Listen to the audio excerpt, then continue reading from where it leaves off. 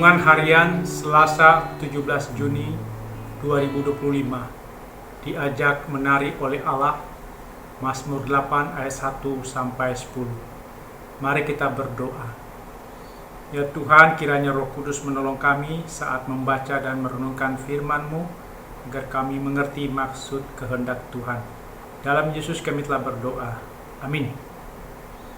Salam sejahtera.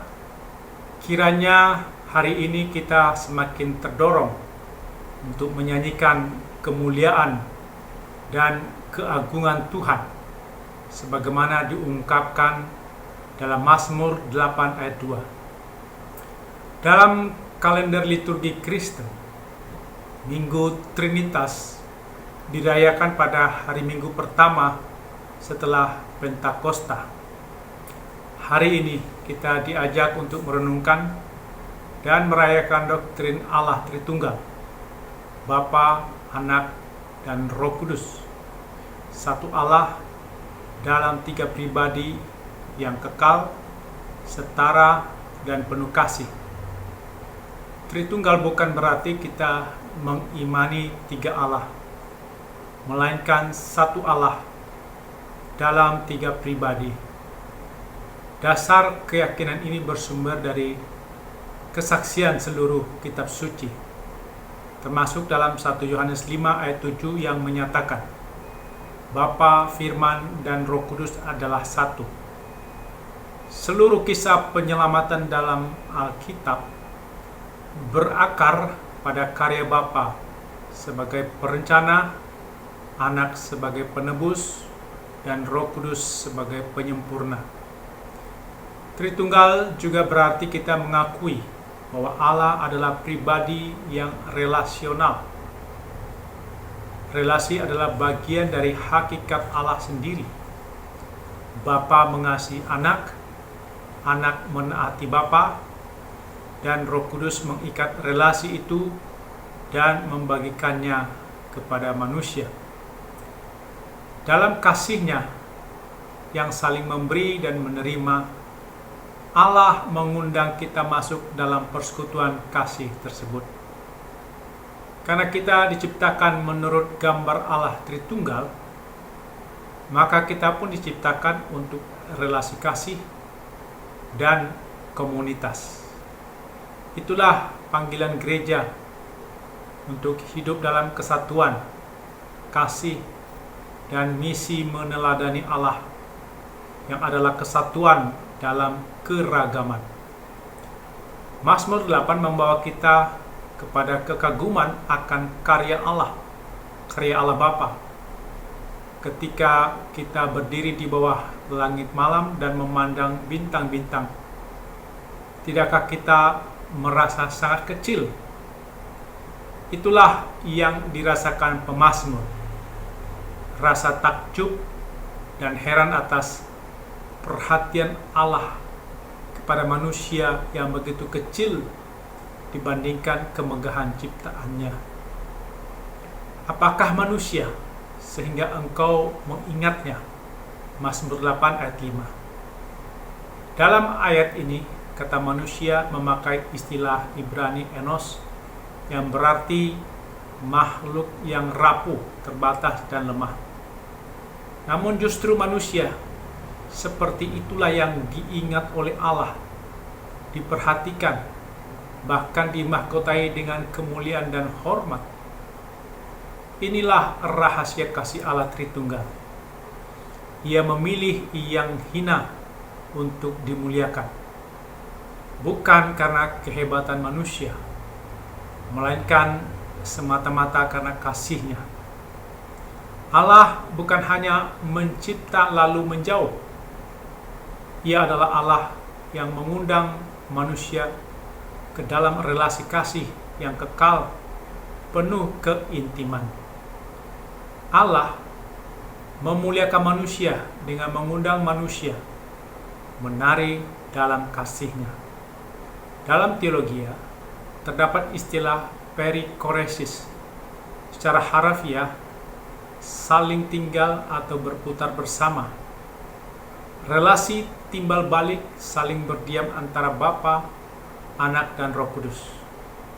Ketiganya saling hadir, saling meresapi dan saling melibatkan diri satu sama lain dalam kesatuan kasih yang dinamis dan tidak terputus. Secara kiasan, tarian kasih ilahi adalah antara Bapa, Anak, dan Roh Kudus. Allah tidak pernah sendiri, Ia hidup dalam relasi kasih yang kekal. Lebih dari itu, Ia mengundang kita ikut menari, bukan penonton di pinggir panggung, bukan figuran tanpa peran, melainkan penari yang bergerak dalam irama kasih, kebenaran, dan kuasa Allah. Iman bukan sekedar percaya di pikiran, tetapi melangkah dalam kasih, menyelaraskan diri dengan ritme kebenaran, dan turut serta dalam gerakan keselamatan. Musuh Allah adalah mereka yang menolak menari. Dari mulut bayi dan anak-anak yang menyusutlah kau letakkan dasar, kekuatan karena lawanmu untuk membungkamkan musuh dan pendendam. Mazmur 8 ayat 3. Musuh Allah bukan hanya serangan luar. Musuh Allah adalah siapapun yang menolak kasih, tidak mau ikut menari, memilih jalan sendiri, bukan jalan kebenaran. Musuh Allah dibungkam dengan memakai yang lemah, seperti anak-anak membungkam imam-imam kepala dan Farisi.